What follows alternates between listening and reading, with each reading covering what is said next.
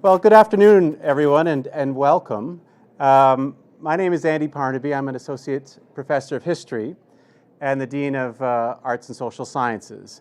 That technically makes me Silver Donald's Dean, but that hasn't really translated into much power or authority over him at this point. Thank you all for joining us as we celebrate the republication of the Education of Everett Richardson. Silver Donald, as some of you may know, is currently the Farley Mowat Chair in the Environment at Cape Breton University, a post that was taken up, I think, just last spring. Member of the Order of Canada and the Order of Nova Scotia, Silver Donald is the author of many, many publications and has edited dozens and dozens of publications and essays as well. His most recent project is The Green Interview, a collection of, I think, 100+ interviews now, at least, with environmental thinkers, activists, scholars, sort of creating this amazing repository of knowledge and activism around green issues. But today, we are gathered to revisit a classic, I mean, they're all classics, I think, at this point, but a classic Silver Donald publication, The Education of Everett Richardson, which was first published in 1977. Now, the book tells the story of a 15-month strike by Nova Scotia fishermen in 1970, 1971, and they were essentially seeking the right to form a union. So the publication is a labor history. It's a working class history. It's a rural Nova Scotia history. But interestingly, to read that book again 40 years on, it's hard not to see that the book is also about the environment too.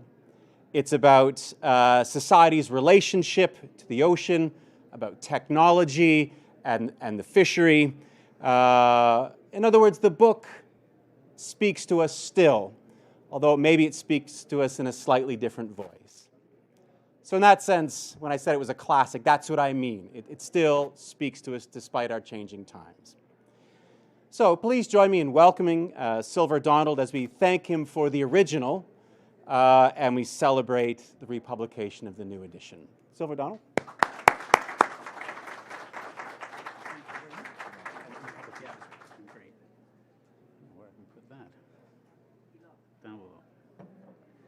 Well, thank you very much, Andy, and thank you all for coming. I want to begin, of course, by noting that we are on the ancestral and unceded territory of the new people. And if you look around, you'll notice that this space was used just a few minutes ago as to kick off an exhibit of Aboriginal art relating particularly to missing and murdered Aboriginal women. As a result of which I have a third pin here. This is the moose hide pin to honor those people who are lost and missing. I found myself looking at this event and thinking, how do I approach this? And I thought, I've written a new introduction to the book, and the introduction follows up what Andy was talking about the relationship of this story to our time, which is now half a century later. It's hard to believe that some of us are that old. But I thought about that, and I thought, no, I think what I would much rather do is take you into the story. You say the word labor history. Andy is a labor historian, but normally you say the words labor history and people think, oh my God, could I have please a toothache instead? But this is a story as well, and I really wanted to get into the story more than into the labor history part of it. However, the story means we're going to talk about the people in the ports, some of whom are here. Some of the people in this room lived through that strike, and we'll talk maybe a little more about that later. But when I decided I should be talking about the story, there's a word in English that begins with an F and ends with a K, and is not used in polite company normally, which means, of course, that I'm sure none of you have ever heard it. It's also not used on television, and we are on television. This is Tillya, Isle Madame Community Television. And so when it comes up on television, this gives us a dilemma because, of course, what normally happens is it gets bleeped out, but we have no bleeper. So I want you to act as the bleeper. And so whenever I hold up my finger like this, please say bleep. And let's try it now. Okay? Great. Let's try it in real life. You. Off. No. Ingway. Right? Good. We have that down. Okay. I want to read you a short passage from my forthcoming book, the book that's coming out in August, which is about the murder in Isle Madame that was characterized in the media as murder for lobster. That's not what it was about at all, but that's the way it was known, so you may remember that. And in that book, I go back and I look a little bit at the culture of Cape Breton and the various cultures of Cape Breton. And of course, this murder occurred in an Acadian community. So I looked a little bit back at the Acadian history, and I found a note by Francis Parkman. And so here's the passage. I have just said that we're on the new territory, and I'm very happy to see that we now have a distinguished member of that community with us, Stephen Augustine. Thank you. Okay. So the little passage from the new book, Blood in the Water, runs like this. Francis Parkman notes that while one observer represents them as living in a state of primeval innocence, this is the early Acadians in the 17th century, another describes both men and women as extremely foul of speech. And that's still true, too. I think of Acadian cussing as a form of folk poetry.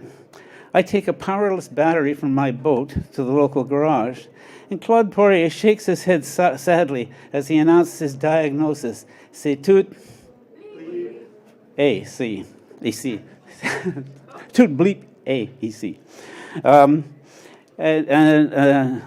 He's so goddamn cute, says an Acadian grandmother adoringly, cradling her baby grandson. I could just squeeze the shit right out of him. Perhaps my favorite line of all is a disgusted Acadian's declaration that thing is well bleeped. Okay. Now, so this strike of 235 fishermen from 3 tiny ports was about the simple right to be represented by a union. The law defined fishermen as co-adventurers and partners, in effect, in the venture, and therefore not as employees, and therefore not eligible to form a union. But when we look at the actual conditions, you can see exactly why they felt they needed a union.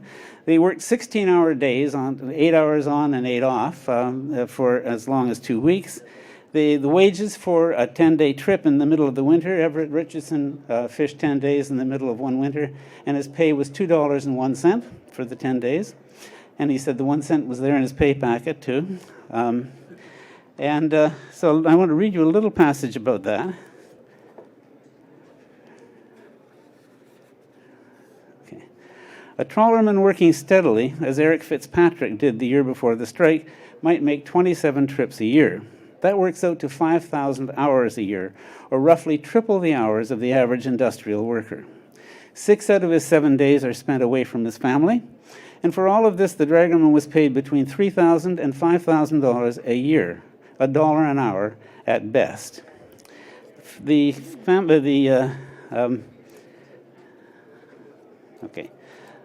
companies thought this was just fine. And I want to quote you a passage from, there was an inquiry in the middle of the strike, headed by Judge Nathan Green, and I want to read you a little bit of what was said by the companies at that inquiry. Merlin Nunn, counsel for Acadia Fisheries in Canso, told Judge Green that the traditional co-adventurer approach had worked well in the company's opinion. Acadia received 70% of the catch, and the crew 30%. The crew paid for its own food, and the company paid everything else. Food cost about $750 per man per year, and he gave the net earnings of crewmen as $39.50 on side trawlers and $45.50 on stern trawlers. It's worth pausing for a moment to contemplate what is actually being said here. If a man on a side trawler gets $39.50, he must then pay income tax, Canada pension, and unemployment insurance. With luck, he might take home $3,600 or $300 a month, which represents 60 to 70 cents per hour, about half the Ontario minimum wage at the time. In 1968, the Economic Council of Canada juggled 1961 census figures and announced that 2 people living on $3,500 a year were impoverished. In November 1969, the Canadian Labour Congress reported that inflation meant that an urban family of 4 needed a minimum income of $11,000 a year. In August of 1970, Booth and Acadia were claiming that $3,600 a year was enough money for a family man doing the backbreaking work of midwinter trawling.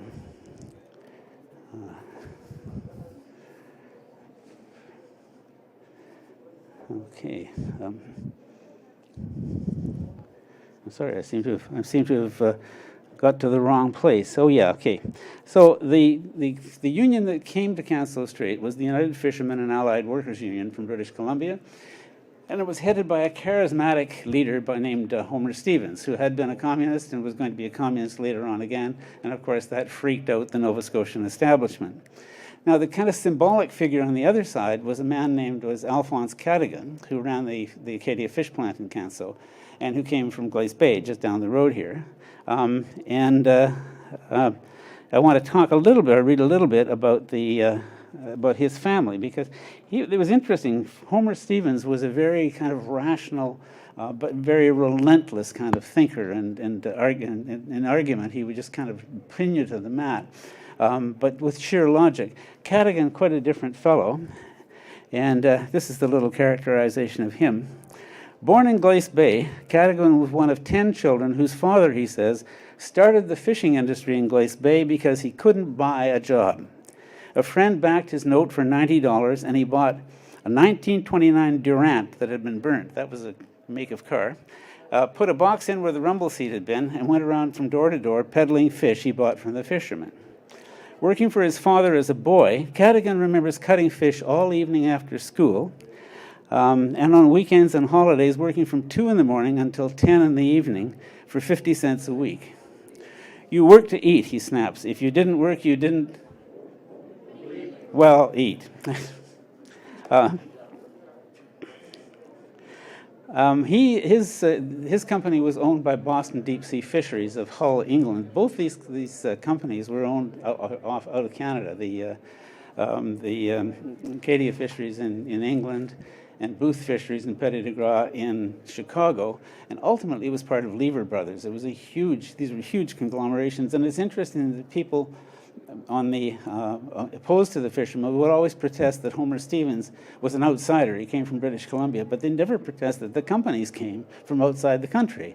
So an interesting kind of contrast there. Anyway, one of the superiors of Cadigan at Acadia Fisheries was a man named Sotheby, A.W. Sotheby, and there's an interesting passage there too, because Sotheby claimed that if he were really acting in the interest of the British fishery, he would have let Acadia fail. And he said but he thought he could get 2 years of good work out of the Acadia plant if he got some kind of a decent contract with the union, and after that he didn't care. And he says, Cadigan told me this in his office, he had a lot of information on the union's West Coast operations, and he knew they would have demanded ruinous prices, but he thought he could live with the union long enough for Boston to get out what it had to, and after that he didn't care. He thought he could get a good 2-year first contract, though it would jeopardize the industry as a whole. Cadigan chuckles. He also told me that as a representative of the British Trawlers Association, he realized that if the Canadian fishing industry got knocked out, it would be a distinct advantage to the British industry. If I can arrange that, Sotheby said, I'll be, knighted by the Queen. So the core of all of this was the men basically walked out and set up picket lines, and they were looking for a union. And the picket lines went on for some considerable period of time, and then the companies went to court. And this is another place where this is a totally contemporary story. The companies went to court and got an injunction to stop picketing, and that's exactly what's going on with the Kinder Morgan pipeline in Vancouver right now. And what an injunction does is it turns what was otherwise a minor matter of, say, trespass or a nuisance into a crime with no particular limits, a crime that can be punished with as severely as the courts wish to, because the essence of the crime is you're failing to obey the order of the court. And until you've purged your contempt by apologizing and promising not to do it again, you can be punished on a daily basis. You can be fined so much a day, kept in jail for so many days, and so on. So this is what happens after the strike has been there, and it begins to look like it's going to be effective, and it's not coming down anytime soon. On June 4th, the Supreme Court of Nova Scotia ordered the union, its president, and 37 named fishermen to stop picketing by June 15th or face contempt of court charges. As Lyndon McIntyre, who was then working for the Halifax Herald, as Lyndon McIntyre put it, the injunction issued by the late Mr. Justice D.J. Gillis in effect ordered the men to end their strike. For people who have little to do with the courts, and particularly with court actions in labor disputes, it is difficult to believe such injunctions are possible. The June 4th order was an ex parte injunction. The term means that the judge only hears one side of the dispute.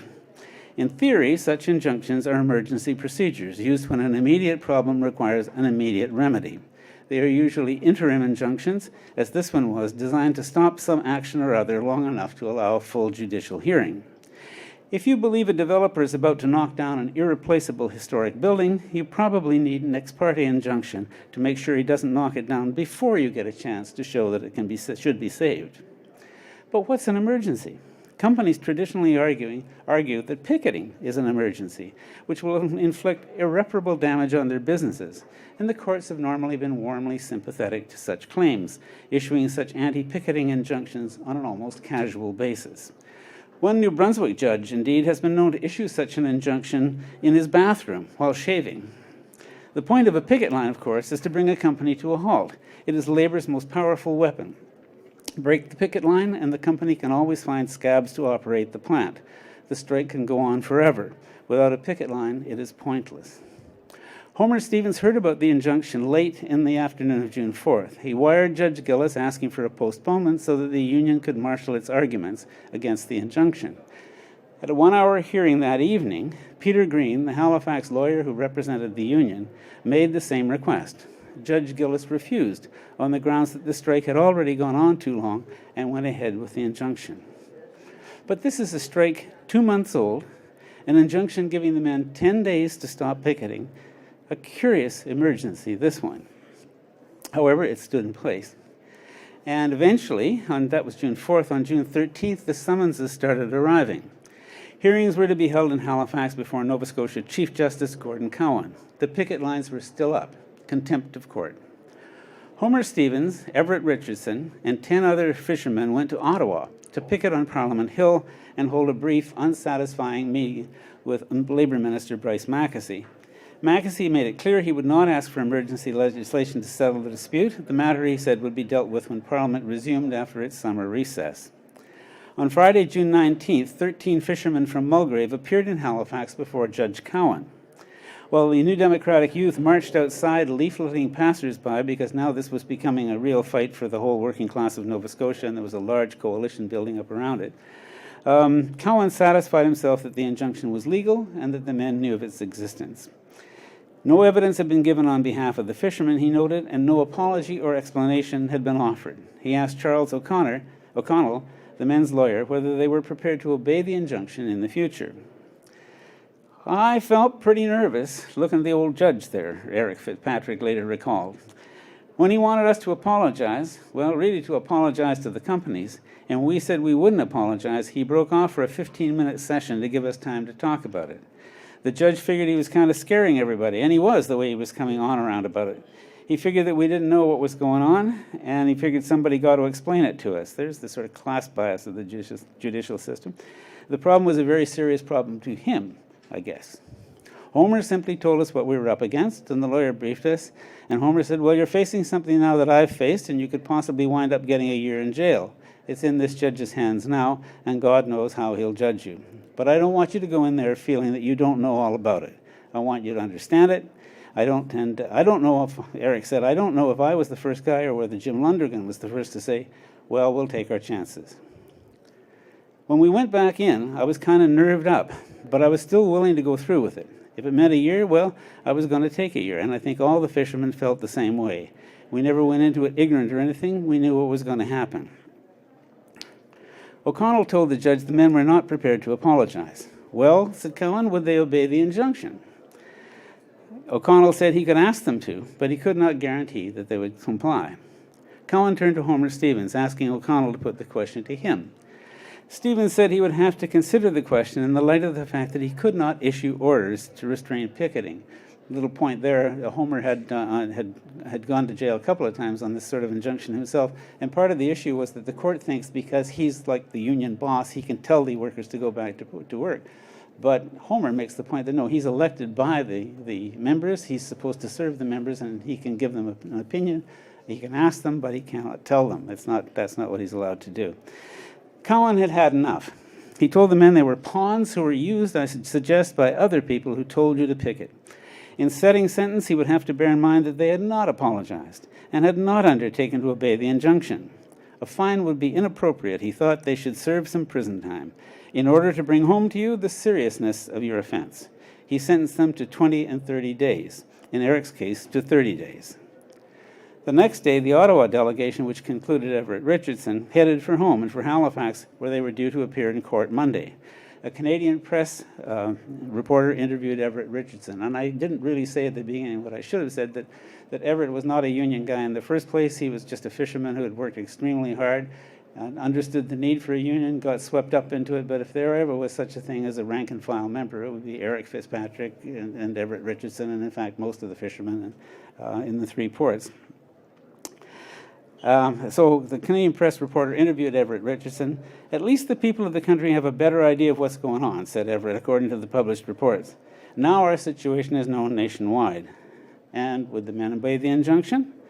Everett said the reporter indicated that the men will continue to picket until their demands are met.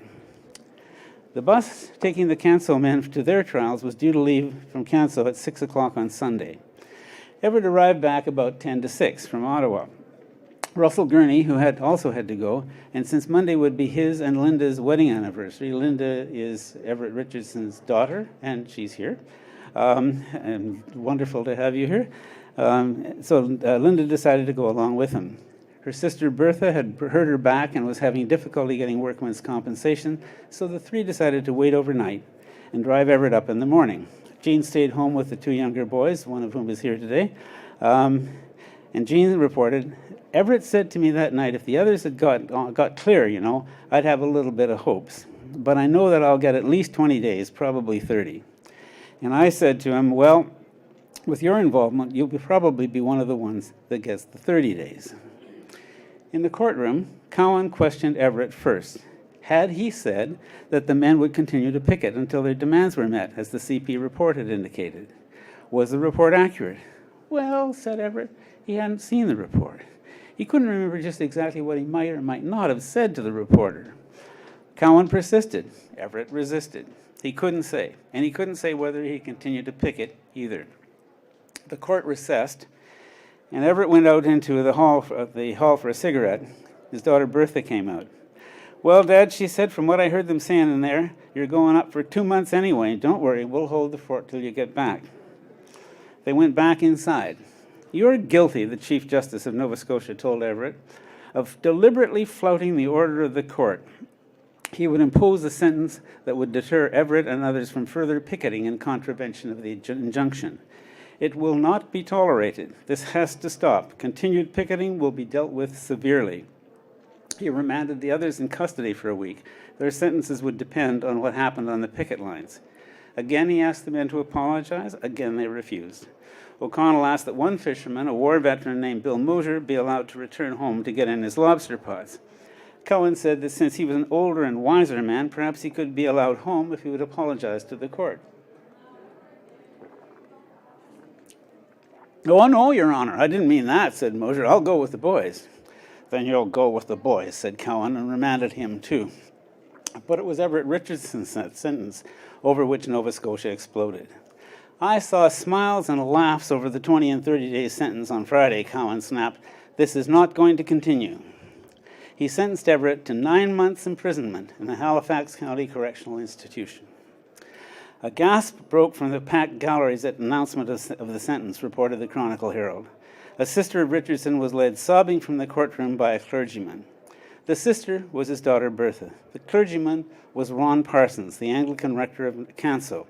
In the months ahead, Nova Scotians would learn his name. And one of the things that characterizes this story is these characters. Donny Cadogan is such a rich and interesting and strong character, and in his very different ways, so is Homer Stevens, and there are lots of them. And I want to give you a little character sketch of this one. This is Ron Parsons, the priest. Parsons comes from a large, poor family in a Newfoundland outport. He's married to a fisherman's daughter from Pictou. He knows power and powerlessness at first hand. He reckons that Christianity is not just a matter of the hereafter, but has moral implications here and now. He had a curiously British accent, and it's my belief, says Ron Parsons, that the present capitalist system will not stand up under the scrutiny of the Gospels, and in due course it'll be rejected. It remains to be seen whether the church will give leadership in that rejection.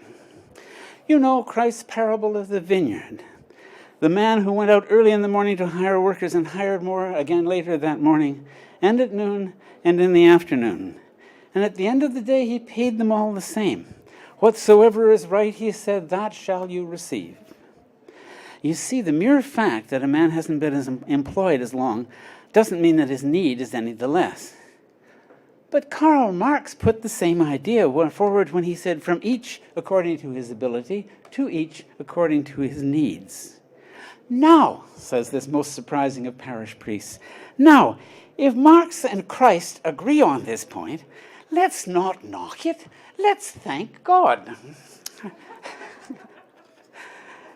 So he was actually, when the strike started, Parsons was in Sackville and asked for a transfer to Canso. And ultimately he got fired by the church. His comment on that was, I didn't know you could get fired by a church, but I have been, so I guess you can be. But he came down to Canso, asked for a transfer, got the transfer right in the middle of the strike, and the boy said that he took a wrong turn. He turned left instead of right, and when you go down the main road in Canso, the rectory was to the right and the picket line was to the left. He turned left instead of right, and walked with the picket line, and was just delighted by the people he found himself dealing with. And I love this particular little story. With the fishermen, with their wives and children, the priest walked the picket line. Parsons makes a small, throaty chuckle. He remembers once a townswoman who supported the company coming up to the picket line, taunting the pickets. They're still not breaking through that picket line, eh? No, they ain't. If I was 20 years younger, shouted the woman, I'd smash right through it. I would. If you was 20 years younger, snapped a union wife, you'd your way through it like you did with the crew of that 14-door Yankee longliner that was in here them days. And as Parsons listened with amusement, a woman behind him in the picket line turned to her companion. Isn't that terrible, she whispered. You'd think with the priest here she'd at least have had the decency to say screw.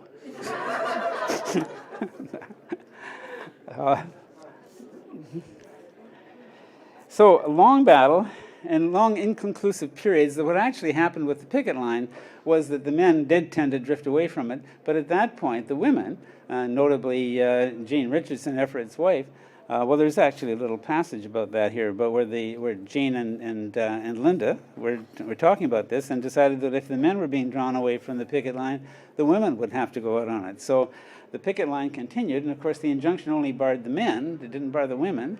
And so the picket line was very successful, and there were some pretty raucous moments there too. At one point, one of the company officials was going through the picket line, and one of the women grabbed him by the back of his pants to stop him from moving, and the whole back of his pants came off, and they reported with glee that he was wearing blue boxer shorts with yellow butterflies on them. You know. But I want to go to to a passage which is called, because I called it the Education of Everett Richardson, it has chapters that are like grade school, high school, and junior college, and graduate school, and so forth. This is an interlude called a midterm break, and this was the period during that long summer when, you know, there were consultations going on, lawyers were involved, you know, all kinds of stuff seemed to be going on at a very high level, and nothing much was happening. And so I wanted to catch the sense of that summer, because that's another real test for for protesters. So at the time when nothing much seems to be going on, and you're running out of money, but the officers of the company are still getting their salaries, and so you've got this very frustrating period when you can't stop, but nothing much seems to be happening. This is called interlude, midterm break. Holy Lord, Diane, Jesus Christ. Cherished reader, if you are bored by now, I don't blame you. The summer went on like the dull pain of a toothache. Meetings and statements, resolutions and pamphlets, as though the sharp and urgent cry of the fishermen for justice had somehow been absorbed by bureaucrats. We are waiting for something decisive to happen. It doesn't. The governments mutter about jurisdiction. The Federation of Labor growls but never bites. We wait. Reams of turgid prose roll off the presses. Heavy editorials flop onto the newsstands. We wait. Cabinet ministers issue judicious, vague statements. Clergymen pray ineffectually on both sides. We wait. Inquiries lumber forward. The fishermen work at sustaining their support. MLAs dither and equivocate. We wait. And Everett? Everett waited too, working hard at his committee jobs, keeping the books, staying off the picket line. He had taken his lumps once, he wasn't looking for special problems. Jean and Linda took his place on the picket line. If this were a novel, I could wave a hand and abolish the tedium. But it's not a novel. These are real people, real events. Booth and Acadia published a series of boring and shoddy ads, and I can't make them readable. I can't even ignore them. They were the company's major statements on the issues of the strike, and if I cut them too severely, you will suspect me of unfair bias. I am biased, but I hope I'm not unfair. In general, I'm sympathetic to workers, not to multinational corporations, and I think their account of the strike is a load of horseshit. But I've given it to you as completely and as fairly as I can. You can judge it for yourself. In a way, it's important that you and I endure together the irritations, the frustrations, and the ennui of that long, inconclusive summer. We're following a strike, and strikes have periods like that. In fact, after being involved in a number of protest movements myself, I don't think those periods are accidental. One of the chief weapons of the establishment is endurance. The bastards can't outwit us, but they can outweight us.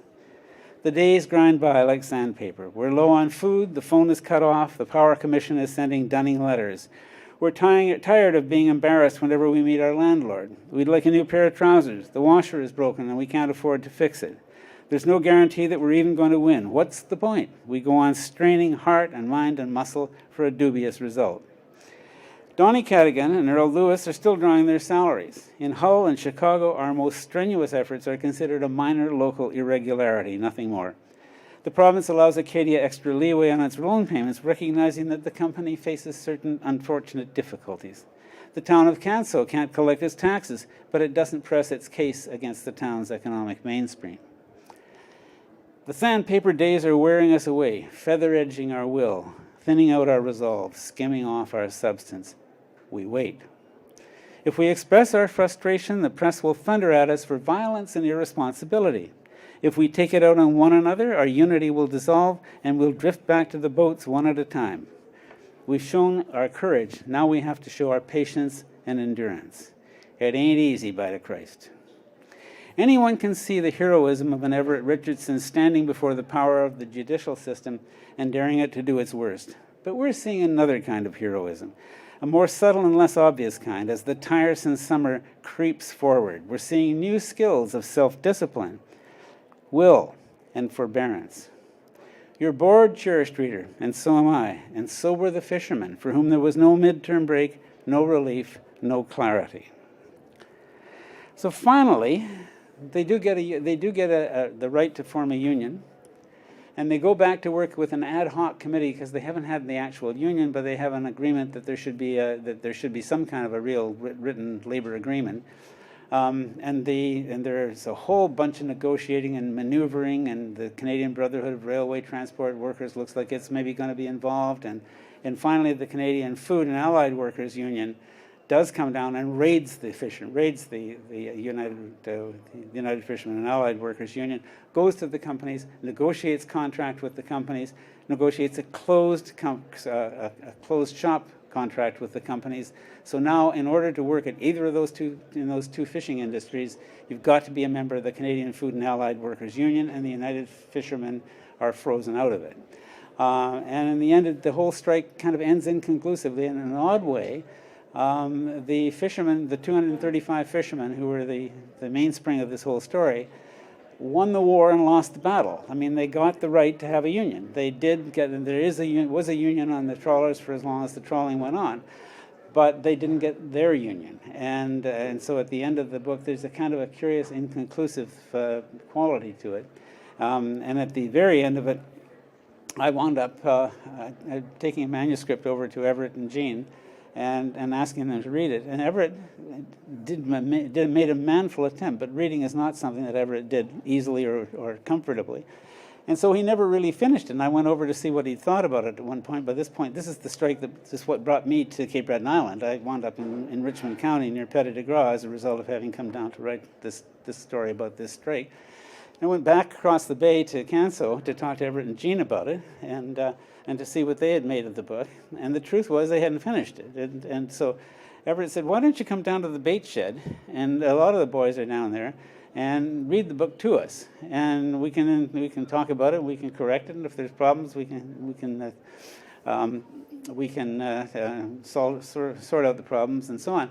So I had a quite delightful, I don't know, week or so that I was down in the bait shed every day with 7 or 8 fishermen while they were mending nets and giving each other a hard time. And, it was really a delightful, I thought to myself, I should just sit in here with a tape recorder for a winter, and then I could retire. I could go home and I could write up what I'd heard. I'd have all these sensational books and so on. It would be a wonderful way to continue or to conclude my career, I guess. Anyway, so I don't think there's anything in all of that I particularly comes out of it. It was a delightful experience, but there wasn't a really encapsulating moment. But I do want to mention one other chapter, which is called Country Cunning and Unofficial Life, because what I've tried to do in this book and also in the new book is to give some sense of the community in which these events occur and that shape the people who are in the events. So it's not just a question of individual personalities, it's a question of a whole way of looking at things. And the country cunning and unofficial life, the unofficial life is the news being you and your people around you and so forth. There's a story, there's something on the news about Henry Kissinger negotiating something or other. But the real news is Lucien Boudreau's pig went down the well and we got to get him out. That's the real news. And that's the unofficial life, right? And the unofficial life has got all kinds of...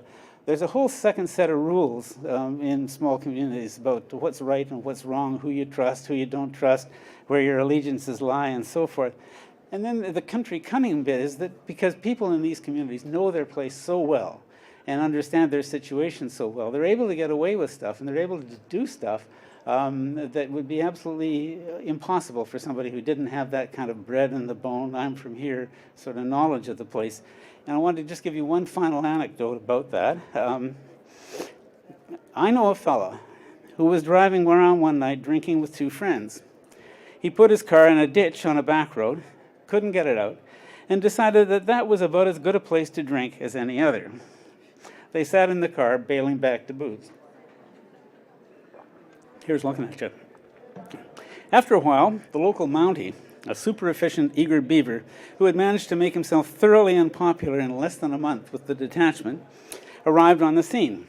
The 2 guys in the front simply jumped out and ran into the woods. The fellow in the back seat simply slumped down onto the floor and went on drinking. The cop never even knew he was there. That's country cunning. And the other 2 knew the woods the way a person knows the quirks of his own car. They led the poor Mountie a merry chase. They ran up to a swamp and then split and passed on each side while the poor lawman ran straight ahead into the muck. They yodeled and chortled at him from the thickets. They speculated aloud about his parents' failure to marry. Finally, silence descended on the scene. One of the fugitives crept through the woods and bumped into somebody else. "Hey," he hissed, "is that you, Artie?" "No," snapped the Mountie. "Mounted police."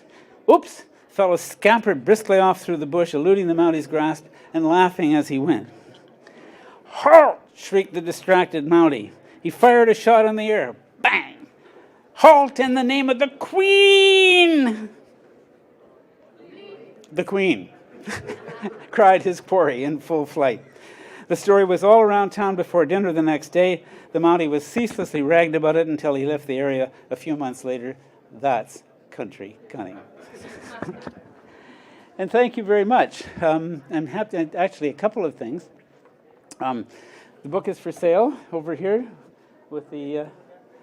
And for anyone who buys a copy of the book today, it comes signed, but it also comes with a bonus. The Sailing Away from Winter, a $35 hardcover, is yours for $10 if you've bought a copy of the new edition of Everett Richardson.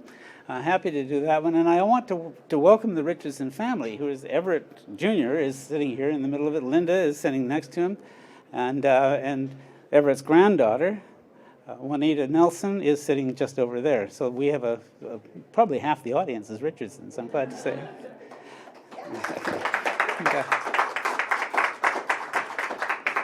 Well, thank you. And I'm open for questions.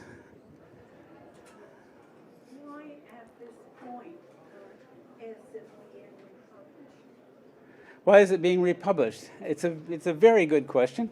And I think fundamentally, as the do you want to get that question restated? Probably would be a good idea. Yeah, could you ask again, Linda? Why are you republishing the book after all this time? Why am I republishing the book after all this time?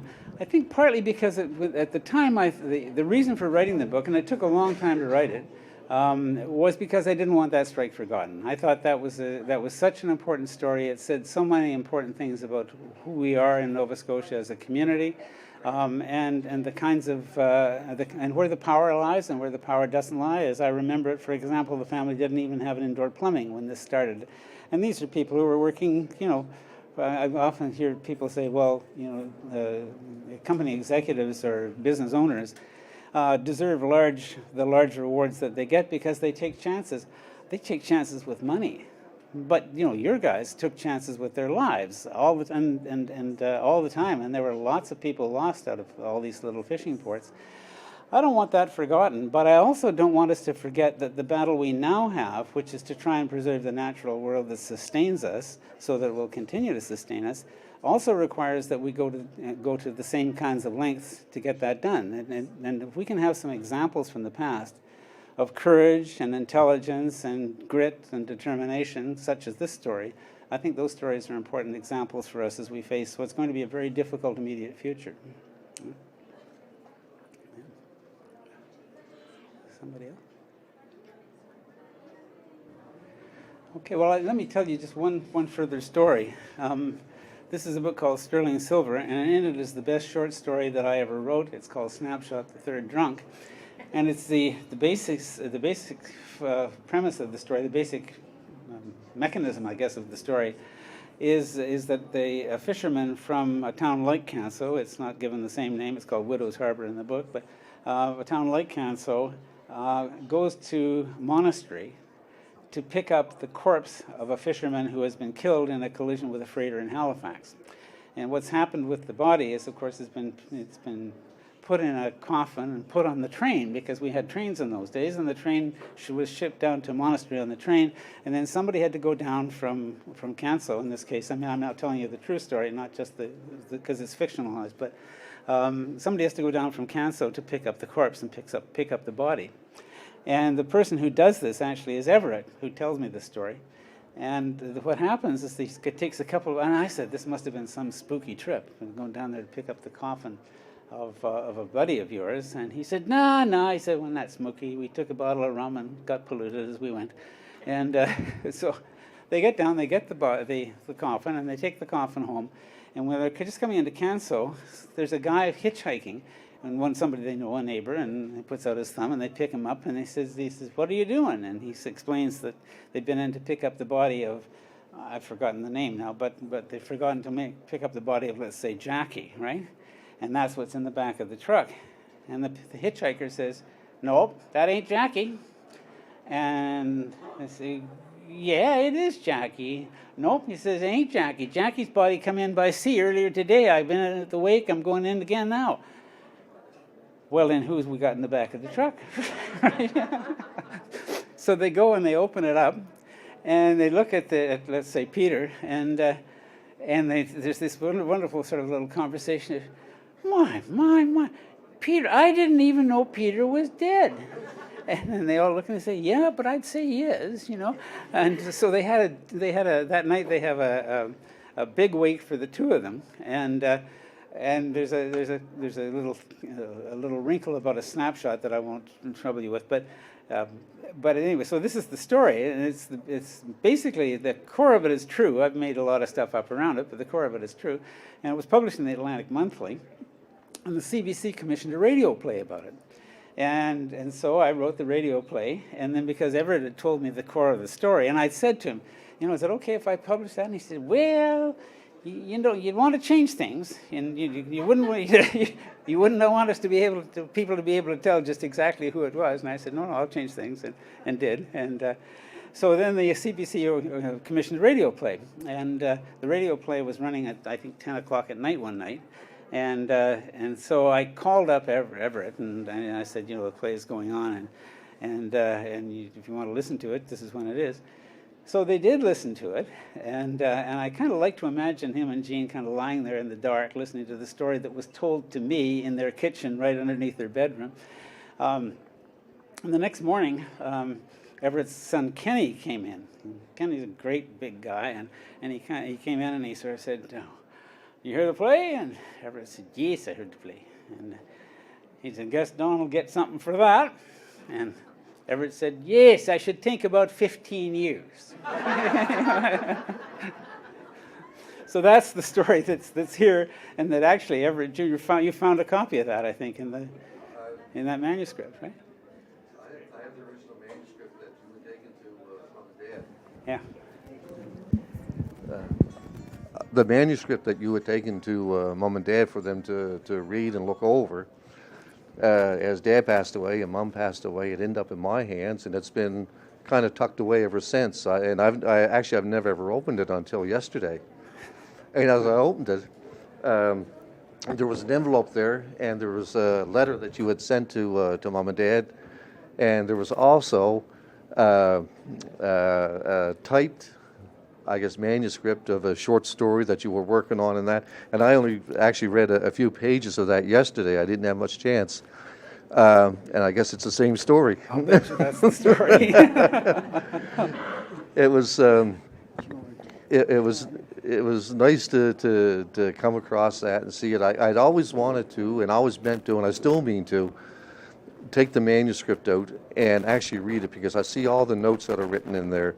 And a lot of the guys that have the notes in there, like Dad and Edison Lumsden and Jamie McKenzie and those guys that were fishermen when we were kids, they all have notes in there, you know, change this or take this out or I don't know. And I always want to go, because I know there's stuff in the manuscript that didn't actually make it to the book and that. Oh. So, but I always remember when you used to come down. We were small. We'd have been. What were you, 10 maybe? About 10 years old, something Yeah. like that. But when you came down, there was always a special buzz. There was something, Don's coming. Well, good or bad? Well, we don't know. But there's going to be some stories, and there's going to be some rum, and the kids will kind of get in on a little bit of it till we run off. But it was always nice. Like I said, I remember you coming down when, like I said, as you were working on the book, and, you know, the 5 or 6 guys sitting around, you know, the fishermen sitting around, and telling the stories. Well, maybe this should be in, maybe this shouldn't, you know, and this happened, but we can't tell that story, you know. And it was interesting to say the least. It was an enjoyable time for us when we were young. Well, I'm delighted that you remember it that way, and there have been there was a whole bunch of stuff that didn't make it into the book, but did make it into other things, or may yet make it into other things. That was the little peddler Leo Kennedy. You remember? And you know, Leo used to walk all around Guysborough County. He dragged one foot behind him as he went, and he'd say by the time he got from Canso to Larry's River, he would have worn out his left shoe, and he had a whole closet full of right-hand shoes, as I recall, and he was full of funny stories. I remember at one point he'd been up in some place up in the back end of Guysborough County, up in the hills someplace, and there was and he went to see this young woman, and he was offering her a brassiere, a good deal on a brassiere. And he said, not only had she never seen one, she was a little slow too, he said. And so she looked at this thing and she said, "Peddler, what is that thing anyway?" And Leo says, I looked at her and I thought she was funning me. He said, and I said, well, that's a double-barreled slingshot. Oh, she said, I don't think we need that peddler up here. We shoots our rabbits one at a time. It was a wonderful time. Anyone else? And I don't have a watch, so I'm... You also wrote a book that you dedicated to Everett and to John, the bait chopper. Oh, yes. Okay, that's right. That's a children's book, because part of what I thought, and this comes back to your question of why republish it, part of what I thought about that was that, the children's books that we have they're all kinds of interesting things, but they never touch on labor, and they don't touch on the lives of people like the people of Canso, right? They operate in another sphere. And I thought there was no reason there shouldn't be an adventure story based on the strike and set in in the fictional version of Canso. So I wrote this book called The Bait Chopper, and I dedicated it actually to all the young people that I had. I've forgotten how I phrased it, but basically to the young people who had played a part in shaping it by my conversations with them and so on. And the funny story about that was eventually it went to Jim Lorimer, and it was published by Lorimer's company. And I specified when the contract came down, it usually says, the author shall receive 5 free copies, or if you're once you get a little more established, like I remember Pierre Burton saying, I get 50 free copies, and I said after that I went back to my publisher and he said, well, 25, okay. But so in this one it said like 25 free copies, and I also wrote in +1 for everyone named for the people named in the dedication. And the publisher didn't look at the dedication, and when the book came out I said, okay, and he called me up and he said, there are 27 people in the dedication. And I said, yep. And so I think I sent copies over to you fellas, right? And but I certainly gave them to not only to the people in Canso, but also to the young people around me in Discoos who had been part of the project. What time is it? I don't have a watch. 5 minutes to 1. So we're just about where we should be, I think, at this point. Okay. The other thing I wanted to mention too is if you'd like to be in touch with the way things are developing from here, and particularly hear about the new book as it comes about, please leave us your email address on that sheet there. Good. All right then.